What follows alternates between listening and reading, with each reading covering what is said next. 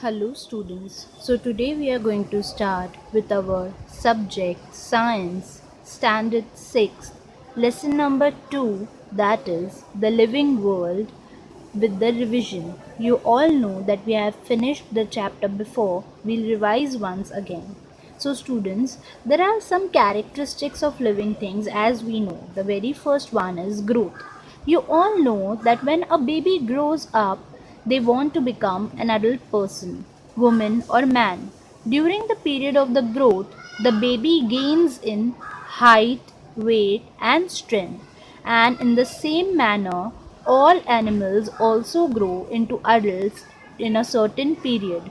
Generally, humans require 18 to 21 years for their growth. Now you can also find out how long it takes for the young ones of hens, cows and dogs to grow in adults. Even plants grow. There is one experiment to do. You have to tie a thread to the tip of a potted sapling, keep the thread stretched and tie it to a peg or nail above the plant. Now what you will observe after 15 days, that the string becomes loose. That means the height is grown. What tells us that the plant has grown taller? In all plants, it is mainly the width and height of the stem that grows. As they grow, some plants develop branches while others do not. Though all the living things grow, animals also grow only for a certain period of time. Plants, on the other hand, grow as long as they live. Growth of living things occurs from within the body, which means that growth occurs in all the parts of the body. Also students, food is necessary for growth. Plants make their own food in sunlight. Why? How can they make it? Plants produce food from water, nutrients in the soil and the carbon dioxide present in the air. This whole process takes place in the leaves of the plants. It is brought about in the presence of sunlight with the help of the chlorophyll which is present in the leaves. This process of food production is called photosynthesis. During this process, plants give out oxygen. Plants appear mainly green in color. Why? Because due to the chlorophyll in them. Next characteristic is respiration. So, living things need oxygen in order to live. Inhaling oxygen and exhaling the carbon dioxide formed in the body due to the use of oxygen, this whole process is called as respiration. Animals such as fish, snake, mouse have specific organs for respiration. They do not have nose. For example, fish breathe with the help of the gills which they are having, correct? On the other hand, plants, they also don't have any nose, so they respire by means of microscopic pores on their stems and leaves.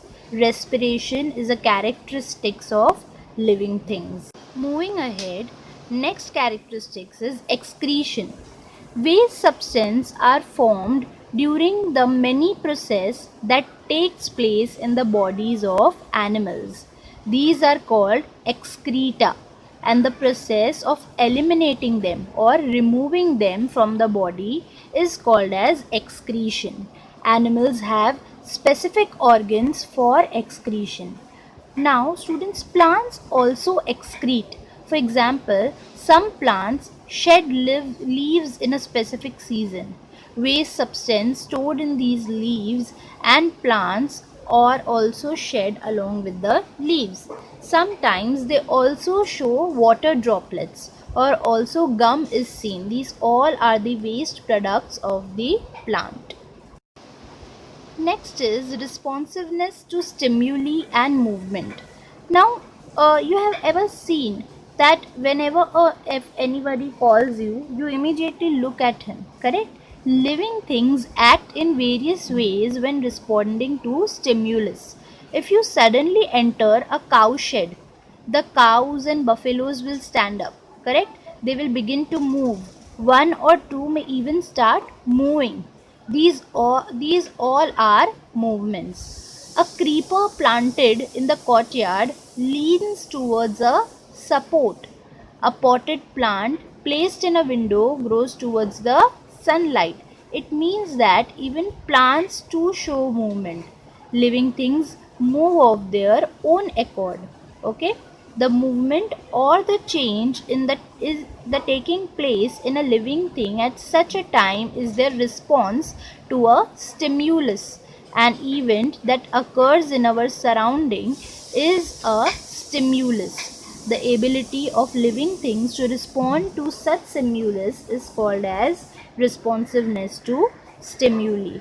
Responsiveness to stimuli is also a characteristics of living things. So students, here we end up with the first part of our lesson. We'll continue with the next part in the next session. Till then, thank you.